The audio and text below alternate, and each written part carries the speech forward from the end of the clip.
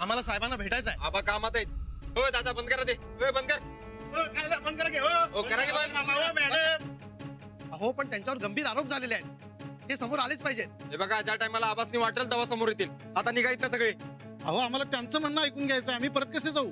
आम्ही काय आमंत्रण दिलं होतं म्हणणं ऐकून घ्या म्हणून. जसं आल्यास तसं निघायत ना. आरोपांना घाबरून ते लपून आत बसलेले असं समजायचं का आम्ही? काय समजायचं ते समजा. आणि खऱ्या खोट्याचं एवढं असतं की नाही तुम्हासनी, तर रक्काना भरून लिहिलं नसतं. खरं काय ते जाणून घ्यायचा अधिकार सगळ्यांना आहे, बरोबर आहे ना? आबा निर्दोष आहेत आणि हेच खरं आहे. आम्हाला ते त्यांच्याकडूनच ऐकायचंय. हो त्यांच्याकडे ऐकायचं आहे.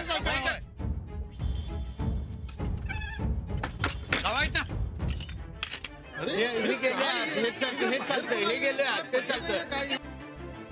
बघितलं काय ते? सूरज दरवाजा उघड. दरवाजा लावला तर आपण लपून बसलो असं वाटेल, आणि जेवढं लपून राहू तेवढं जास्त दोषी ठरू. दरवाजा उघड. काय विचारायला लागले ते? आम्ही सांगितलं नव.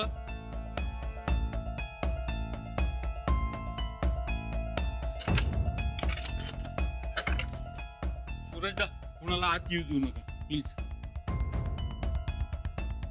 साहेब आपल्याला बातम्या बघाव्या लागतील.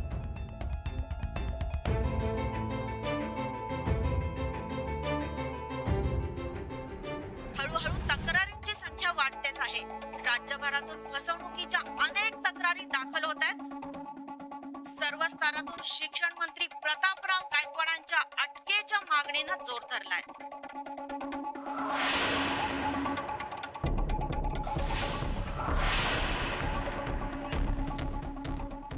शिक्षण खात्यातला आजवरचा सगळ्यात मोठा भ्रष्टाचार म्हणावा लागेल. आता या भ्रष्टाचाराचे आणखी किती बळी पडणार हे लवकरच कळेल. हे सरकार फक्त पैसे खायलाच निवडून दिलंय असंच वाटतंय. सामान्य जनतेनं यातून एक चांगला धडा घेतला पाहिजे. आपण निवडून दिलेले नेते आपला कसा विश्वासघात करतायत हे लोकांना समजलं पाहिजे. अशा भ्रष्ट सरकारचा आम्ही विरोधक म्हणून कडक शब्दात जाहीर निषेध करतो. खरं तर स्वतः मुख्यमंत्र्यांनी यात लक्ष घालावं अशी आमची मागणी आहे. ज्या तरुणांचे पैसे खाल्ले त्यांना न्याय नाही मिळाला तर आम्ही रस्त्यावर उतरू. धिक्कार आहे अशा सरकारचा. एकूणच सर्व स्तरातून निषेध होणाऱ्या या घटनेबद्दल, या आरोपांबद्दल खुद्द शिक्षण मंत्र्यांचं काय मत आहे हे जाणून घ्यायची सगळ्यांनाच उत्सुकता आहे. पण प्रतापराव गायकवाडांची प्रतिक्रिया अद्याप आम्हाला मिळालेली नाही. लवकरच ते जनतेसमोर येतील अशी अपेक्षा आहे.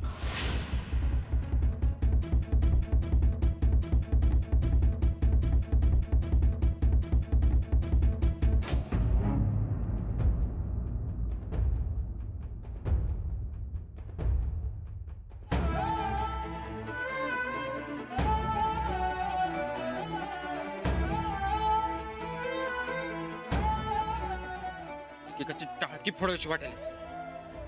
सूरज, अरे त्यांचं काम आहे मिळालेली माहिती सांगणं. आहो साहेब, वरती नाही ती खोटी माहिती सांगायला. आबा तुम्ही पक्षश्रेष्ठींना फोन लावा, नाहीतर मुख्यमंत्र्यांना फोन करा. हे प्रकरण खरंच लय वाढत चाललंय हो. जोंधळे साहेब, काय झालं?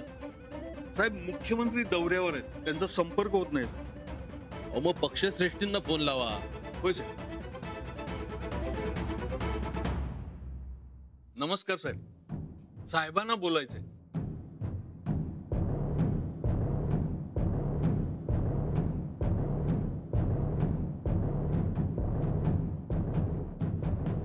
नमस्कार सर. प्रतापराव, जे काय ऐकतो ते अजिबात चांगलं नाहीये. साफ खोटं आहे.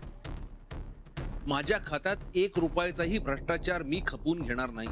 मान्य आहे, पण बातम्या काय येत आहेत? काल फक्त 1 केस होती, आता 50 केस दाखल झाल्यात. आकडा नुसता वाढतच चाललाय. हा विश्वास कसा ठेवायचा आम्ही? साहेब मी मुंबईला येऊ का? तिकडे येऊन या सगळ्या प्रकरणाचा मी छडा लावेन. काहीही गरज नाही. आम्ही इथली परिस्थिती सांभाळतो, तुम्ही तिथली परिस्थिती सांभाळा. तुमच्या जिल्ह्यातल्या जास्त तक्रारी येत आहेत आणि ती आत्महत्या तुमच्या गावाजवळ घडलेली घटना आहे.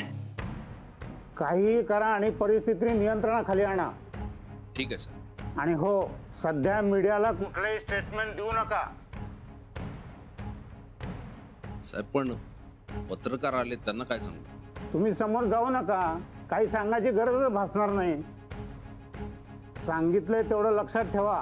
पक्षाची प्रतिमा डागाळणार नाही एवढी काळजी घ्या. ठीक आहे सर.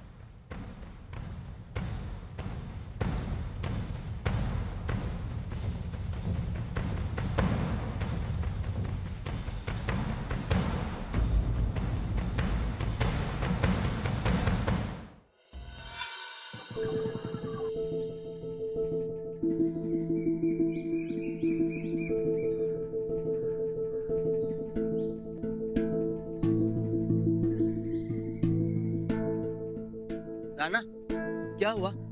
तुला काय करायचंय? तुझं काम कर की.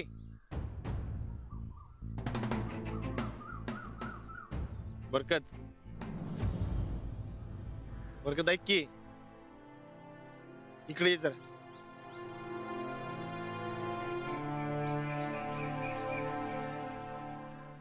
मला तुझ्यावर ओरडायचं नव्हतं रे, पण काय करू, समजेजण हेच विचारतात. आलमीत बी तेच, गावात बी तेच, समधीकडे तेच विचारतात. कुणाला माहित नाही काय आबा असं पैसे खाणार नाहीत म्हणून? मला तसं विचारायचं नव्हतं रे, मी आपलं काळजीपोटी विचारलं. बाकी समजा बी काळजी नाही विचारते. कुणाला किती आणि काय काय सांगू रे? अरे एकच एक सांगून मला कंटाळा आलाय रे. आणि त्यात ते पत्रकार, त्यांनी तो वाटच आणलाय. राणा, साहेबांच्या जो आळा आलाय ना तो खोटा आहे, तो आपल्याला माहितीये. पण हे समजा जगाला पटवून द्यायला पाहिजे आणि त्यासाठी काहीतरी केलंच पाहिजे बघ. मग पार मुंबई दिल्ली पर्यंत जायला लागलं चालत, पण काहीतरी केलं पाहिजे. काहीतरी करायलाच पाहिजे. आबांवर चाळ मिटला पाहिजे म्हणजे पाहिजे.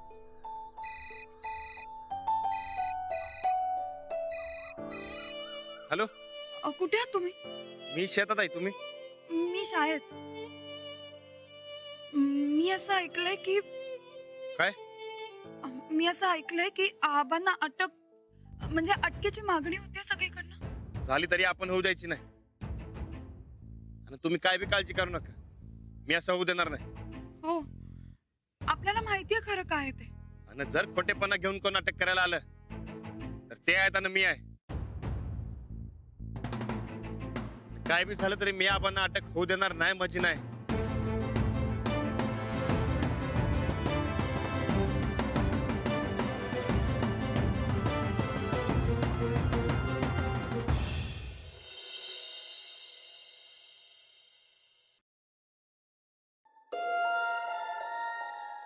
काय साहेब, काय झालं काय झालं? आव घरातच बसल्यात, जागेवर हालनाच झाल्यात. पत्रकारांकडे गेलं नाहीत बाय? आव नाही, आणि जाण्याची काही लक्षणं बी दिसत नाहीत. चंदे, तू नीट बघितलंयस ना? आव ताई साहेब, मी लपून बघितलं असलं तरी नीटच बघितलंय. साहेब काय पत्रकारांसमोर जाणार नाहीत. पण मग ते पत्रकार?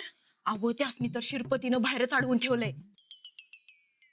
वा, घाबरला वाटतं म्हातारा. मम्मीला फोन करून सांगायला पाहिजे. हळूहळू तक्रारींची संख्या वाढतेच आहे. मम्मी अगं फोन उचल की लवकर. नेमकं खुशीच्या टायमाला कुठं गायब होत्या कुणास ठाऊक. राज्यभरातून फसवणुकीच्या अनेक तक्रारी दाखल होत आहेत. हॅलो, अगं मम्मी. काय ग? अगं लई गोड बातमी आहे बघ. काय सांगतेस? कधी कळलं ग? अगं ही काय आत्ताच. तू दवाखान्यात गेलतीस? दवाखान्यात कशाला? अगं मग गोड बातमी कुठे कळली तुला? आज रिपोर्ट आलाय. कसला रिपोर्ट मम्मी? अगं तू फोटोची राहिलीस ना, लई गोड बातमी. अगं मम्मी तू काय बोलायलास हे? अगं गोड बातमी म्हणजे मामांजी तोंड लपवून बसले आहेत आणि ते बाहेर पत्रकार आणि टीव्ही वाले समजे आलेत. लई घाबरल्यात बघ. तुझा एक अपमान झाला त्याच्या बदल्यात यांचे 100 अपमान व्हायलेत बघ. हाय का नाही गोड बातमी? शिळी म्हण. समध्या चॅनलवर हेच दिसतंय. तू नवं काय सांगितलंस? मी तर टीव्ही समोरच बसली आहे. तुझा सासरा तोंड लपून बसलाय नवं. याचा बाजार कसा करायचा ना ते बघ. मम्मी ही नंदिता असताना तू काही बी काळजी करू नकस. यांचा 1000 अपमान झाल्याशिवाय आता आम्ही गप बसणार नाही.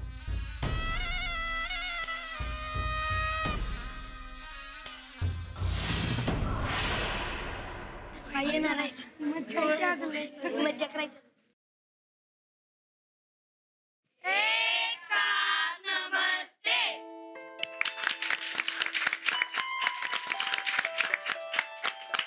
नमस्ते, बसा खाली.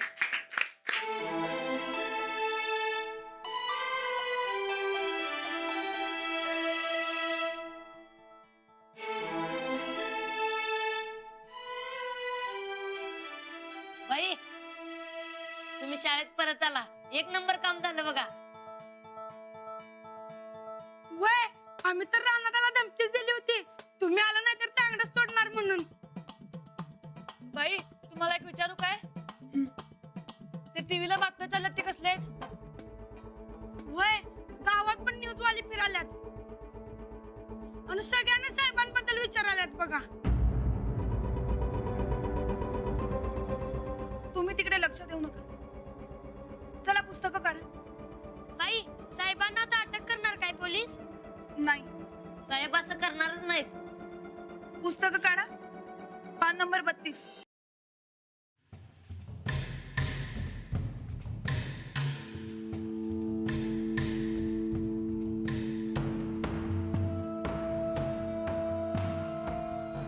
आता आपण प्रतापराव गायकवाडांच्या दारात उभे आहोत. आता लवकरच ते येतील आणि आपल्याला लाईव्ह मुलाखत देतील. आपण त्या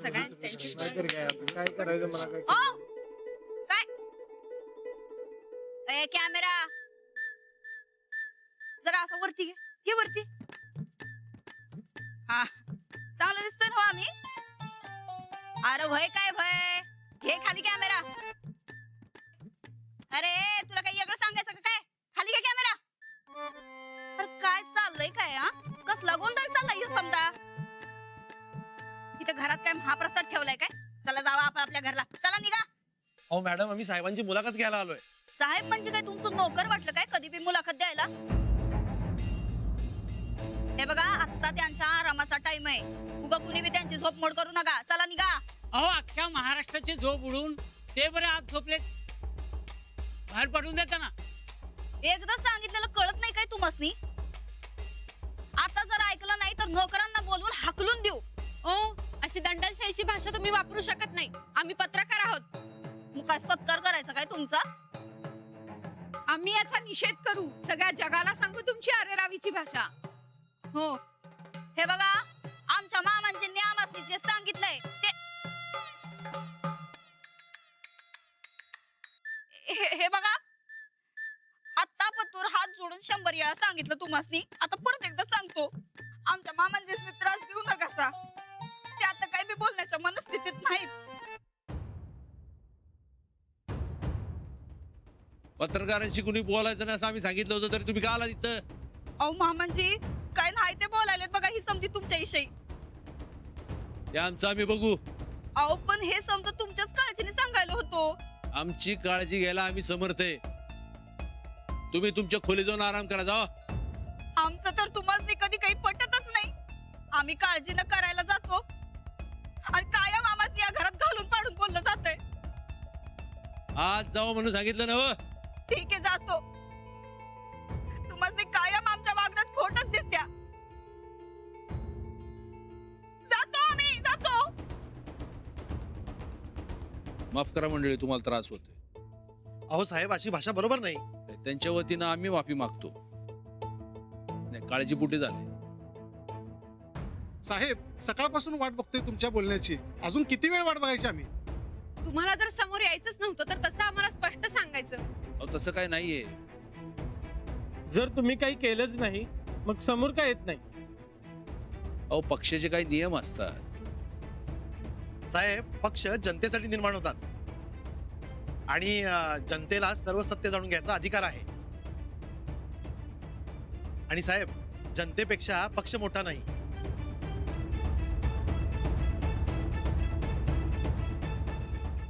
ठीक आहे, तुम्ही म्हणता ते बरोबर आहे. या समजा तिरुपती येऊ द्या ना. नमस्कार. तुम्हाला वाट बघावी लागली त्याबद्दल आम्ही दिलगिरी व्यक्त करतो. काय तुम्हाला ताटकळत ठेवायचा हेतू नव्हता, पर पक्ष शिस्तीला अनुसरून काही गोष्टी कराव्या लागतात. आता तुमचं म्हणणं आम्हाला मान्य आहे की जनतेला माझं मत जाणून घेण्याचा अधिकार आहे. तेव्हा तुमच्या प्रश्नांना उत्तर द्यायला आम्ही तयार आहे. जे मनात असेल ते विचार. साहेब, तुमच्यावर जो हा भ्रष्टाचाराचा आरोप आहे त्याबद्दल काय तुम्ही सांगाल का? माझ्यावर झालेला आरोप खोटा आहे. मी कुठलाही भ्रष्टाचार केलेला नाही का कुणाकडून पैसे घेतलेले नाही. म्हणजे हे विरोधकांचं कारस्थान आहे असं म्हणायचंय का तुम्हाला? नाही, सध्या तरी तसं काही दिसत नाही. पण विरोधक ज्या पद्धतीने याचं भांडवल करताय ते चुकीचं आहे. सर, जर तुम्ही म्हणताय की तुम्ही कोणताही भ्रष्टाचार केलेला नाहीये, तर मग हा भ्रष्टाचार केला कुणी? आज एका तरुण शिक्षकाने आत्महत्येचा प्रयत्न केला. बाकी शेकडो लोकांच्या तक्रारी दाखल होत आहेत. याबद्दल तुम्ही आम्हाला काय सांगाल? त्याबद्दल मला काहीच सांगता येणार नाही, कारण मला खरंच काय माहिती नाही. म्हणजे त्या सगळ्या तक्रारी खोट्या आहेत का? नाही, एवढ्या तक्रारी येत आहेत म्हणजे त्यात काहीतरी तथ्य आहे. म्हणजे तुम्ही भ्रष्टाचार केलाय असं मान्य करताय का तुम्ही? मी असं कधीच म्हणालेलं नाही. पण तुम्ही मान्य करताय की शेकडो तरुणांची फसवणूक झाली आहे म्हणून? त्यात तथ्य आहे. पण खरं काय आहे हे बाहेर येण्याची वाट बघितली पाहिजे. आणि खरं काय आहे ते आम्ही लवकरच जनतेसमोर आणू. शिक्षकांच्या नेमणुकीची लिस्ट जाहीर झाली होती, त्यावर तुमच्या सह्या आहेत असं आम्हाला समजलंय. अशी आम्ही कोणतीही लिस्ट जाहीर केलेली नाही. जी यादी जाहीर झालेली आहे ती तांत्रिक चूक होती. तुमच्या सुनबाई सुद्धा शिक्षिका आहेत, त्यांची नेमणूक पण तांत्रिक चूक होती का? तुम्हाला जे प्रश्न विचारायचे आहेत माझ्याबद्दल विचारा. माझ्या कुटुंबाला याद घ्यायचं काही कारण नाही. हे मी सांगतो.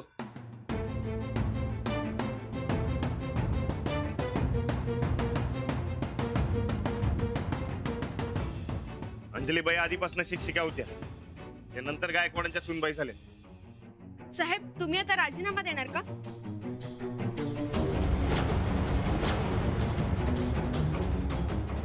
कशासाठी? नैतिक जबाबदारी म्हणून. आम्ही कसली बी चूक केलेली नाही, त्यामुळे राजीनामा द्यायचा विचारच नाही.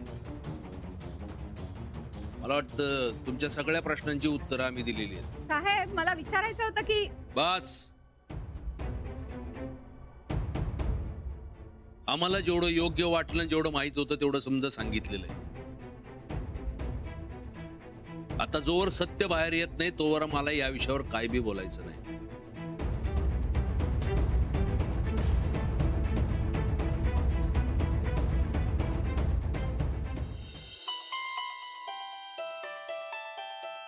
पाठक गायकवाड बाई, जरा एक मिनिट बोलायचं होतं. 32 काढा पानं.